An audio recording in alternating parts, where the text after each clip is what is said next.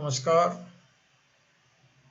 साथियों, आज मैं आपको कंज्यूमर प्रोटेक्शन एक्ट 2019 के बारे में जानकारी देने जा रहा हूं। आप सब लोग जानते ही होंगे कि इससे पहले भी 1991 का एक्ट था।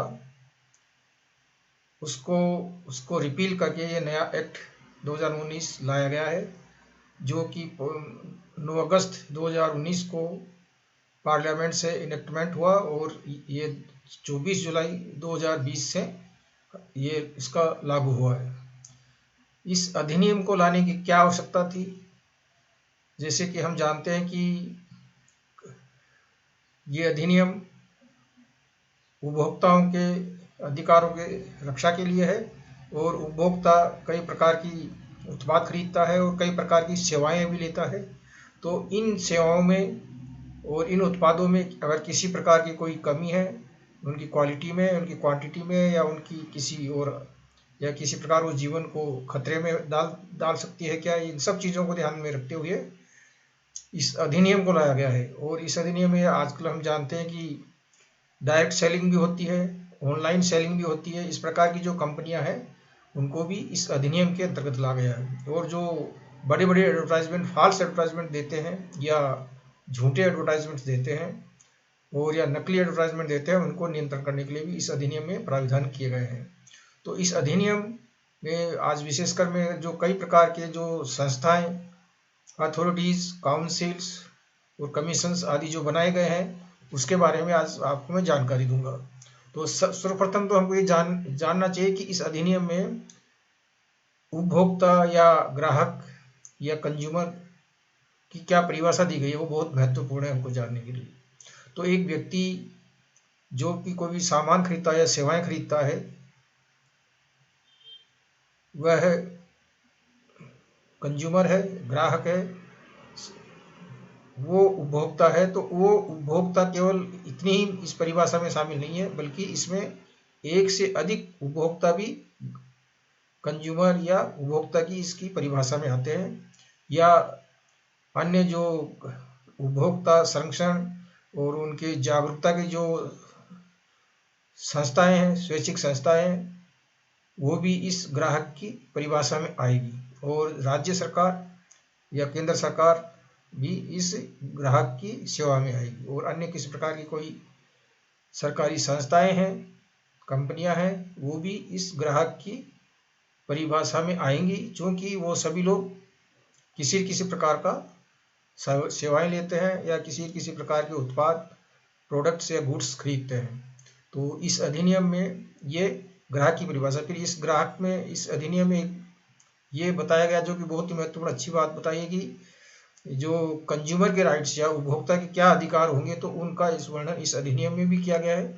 सबसे पहला तो कि जो कोई भी उत्पाद या सर्विस है वो हमारी जान माल के लिए खतरनाक तो नहीं है, ये जानने का उनको उपभोक्ता को अधिकार है। उपभोक्ता को अधिकार है कि उस क्वालिटी, उसकी क्वांटिटी या उसकी मेजरमेंट्स और उसके स्पेसिफिकेशंस आदि जानने का अधिकार है, उसको एक्सेस करने का अधिकार है। उसमें जो एक से अधिक उत्पाद या सेवाएं हैं उनमें मोल भाव करने या निगोशिएशन करने का उसको अधिकार है। उसको ये उपभोक्ता को ये अधिकार है कि अगर किसी प्रकार का कोई डिस्प्यूट है या कोई भी सामग्री जो खरीदी गई है उसमें किसी प्रकार की कोई कमी है, तो वो उसका वाद जो है आयोग में, उपभोक्ता आयोग में ले जा सकता है। उसमें अपना रिड्रेसल वो उसमें न्याय प्राप्त कर सकता है। इस अधिनियम में इस अधिकार में जो और अन्य अधिकार है कि वो उसको जागरूकता का उसको अधिकार है। उसे ये भी अधिकार है कि वो किसी भी जो भी जो भी जो भी उत्पाद है या सेवाएं हैं उसकी कंडीशंस, शर्तों या टर्म्स कंडीशंस को जानने का उसको अधिकार है। तो इस प्रकार इसमें उपभोक्ता को बहुत सारे अधिकार दिए गए हैं। तो इन सभी उपभोक्ताओं के अधिकारों की संरक्षण के लिए, उनकी रक्षा के लिए और उपभोक्ताओं को जागरूक करने के लिए, या उपभोक्ताओं के खिलाफ किसी प्रकार के जो नकली सामान बेचे जाते हैं या नकली जो एडवर्टाइजमेंट्स किए जाते हैं, उन सबको नियंत्रण में करने के लिए और इसमें जो संस्थाएं बनाई गई है, तो सबसे पहले तो इसमें वो जो संस्थाएं बनाई है कि राष्ट्रीय स्तर पर, राज्य स्तर पर और जिला स्तर पर कंज्यूमर प्रोटेक्शन काउंसिल्स यानी उपभोक्ता संरक्षण परिषदें बनाई गई है, जो कि कर्मचारी जो भी उपभोक्ता है उनकी उनको जागरूक करे और उनकी समस्याओं को समझे और उसके संबंध में अपनी सुझाव आदि राज्य सरकारों को भेजे और उसके अनुसार उसमें कार्रवाई हो। एक अन्य जो महत्वपूर्ण संस्था जो राष्ट्रीय स्तर पर बनाई गई है, जो कि सेंट्रल कंज्यूमर प्रोटेक्शन अथॉरिटी के नाम से जो आते उसको यानी ये जो है ये प्राधिकरण है कंज्यूमर्स प्रोटेक्शन के लिए। और ये जैसे जो बड़े बड़े फर्जी एडवर्टाइजमेंट्स या नकली एडवर्टाइजमेंट आते हैं या नकली दवाएं बेची जाती है या बनाई जाती है, उनमें जांच करके कार्रवाई करने के लिए ये अथॉरिटी बनाई गई है। और इस अथॉरिटी को भी जो है सिविल कोर्ट के अधिकार दिए हैं। इसी प्रकार इस एक्ट में जो भी कंज्यूमर्स की जो विवाद है, डिस्प्यूट्स है, उनको में न्याय पाने के लिए राष्ट्रीय स्तर पर, राज्य स्तर पर और जिला स्तर पर कमीशंस बनाए गए हैं। और उनके नाम पहले डिस्ट्रिक्ट फोरम यानी जिला मंच कहलाते थे, अब उनके नाम कमीशन कर दिए गए हैं। तो जो राष्ट्रीय स्तर पर है उसका नाम national consumer dispute radiation commission या राष्ट्रीय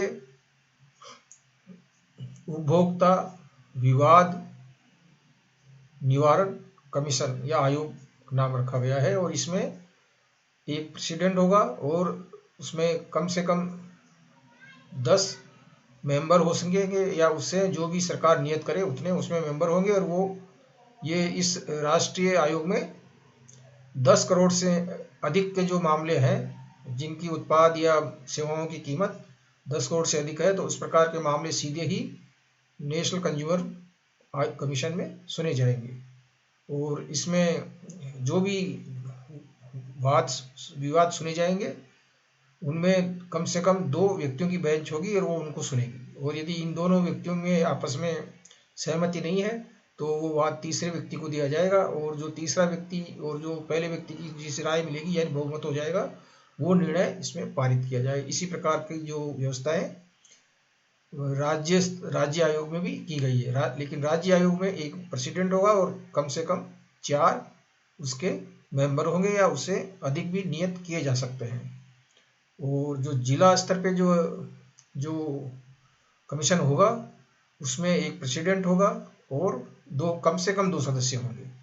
और ये जो प्रेसिडेंट सामान्यतः जो होते हैं वो जज होते हैं या जुडिशियल सर्विस से होते हैं। और अन्य जो 2 मेंबर होते हैं वो उपभोक्ताओं से संरक्षण के संबंध में, कंज्यूमर प्रोटेक्शन के संबंध में जिनको बहुत विशेष जानकारी होती है, ऐसे व्यक्तियों को मेंबर बनाया जाता है। तो यहाँ भी वही व्यवस्था है कि एक केस को 2 मेंबर सुनेंगे और दोनों मेंबरों की अगर सहमति होगी तो वो निर्णय पारित होगा, अन्यथा दोनों में सहमति नहीं है उसमें तो एक तीसरे व्यक्ति को वो वाद दिया जाएगा। उसकी जो राय आएगी और जो बहुमत बनेगा उसके आधार पर इस पे निर्णय पारित किया जाएगा। तो ये जितने भी जो आयोग बने हैं, इन सभी आयोगों को केसों की सुनने की जो प्रक्रिया है वो धारा 35 से 40 के बीच में दी गई है, वो मैं आपको बाद में बताऊंगा। वर्तमान में मैं ये बताना चाहता हूँ कि ये जो आयोग है, इन आयोगों को सिविल कोर्ट की अधिकार दिए गए, अर्थात ये किसी भी व्यक्ति को समन करके बुला सकते हैं और उनसे जो जवाब तलब कर सकते हैं, उनके बयान आदि ले सकते हैं, उनको वारंट जारी कर सकते हैं। और साथ साथ में चूंकि ये आयोग लोगों को कारावास या जेल की सजा भी देते हैं और पेनल्टी या दंड भी लगाते हैं, तो इन आयोगों को क्रिमिनल कोर्ट्स की अधिकारिता भी दी हुई है। तो इस प्रकार ये जो कमीशंस बने हैं, ये व्यक्तियों के जो डिस्प्यूट्स है कंज्यूमर्स के, उनको सुनने के लिए और उनको निस्तारण करने के लिए इनमें समय सीमा भी दी गई है। उस समय सीमा में उन केसों को निस्तारण करने का प्रयास किया जाना चाहिए। इस प्रकार का इस अधिनियम में प्रावधान किया गया है। तो ये अधिनियम, इस अधिनियम में जो कि डायरेक्ट सेलिंग करती है या ऑनलाइन सेलिंग जो कंपनियां करती है, उनको भी इस अधिनियम के अंतर्गत लाया गया है। उनको भी उनको भी इस अधिनियम के अंतर्गत, अगर उन्होंने सेवाओं में किसी प्रकार की कमी की है, कोई सामान में किसी प्रकार की गुणवत्ता में कोई कमी है, उसकी क्वांटिटी में कोई कमी है, तो उनके खिलाफ भी कार्रवाई हो सकती है। इस प्रकार ये अधिनियम एक बहुत ही स्ट्रॉन्ग अधिनियम है, एक बहुत ही गंभीर अधिनियम है, और ये लोग हमारे जनता के लिए, विशेषकर सभी लगभग सभी उपभोक्ता होते हैं, तो सभी के लिए बहुत ही उपयोगी है। मैं आशा करता हूँ कि ये जानकारी आपको अच्छी लगी होगी। तो आप इसको मेरे यूट्यूब चैनल पे लाइक करिए, शेयर करिए, और मेरे यूट्यूब चैनल को के आप कुछ सब्सक्राइब करिए या उसके सदस्य बनिए। इसी के साथ मैं ये अपना इस समापन करता हूँ। एक अन्य वीडियो बनाऊंगा जिसमें कि किस प्रकार से आप वाद दाखिल कर सकते हैं, वो जानकारी मैं आपको अलग से दूंगा। धन्यवाद।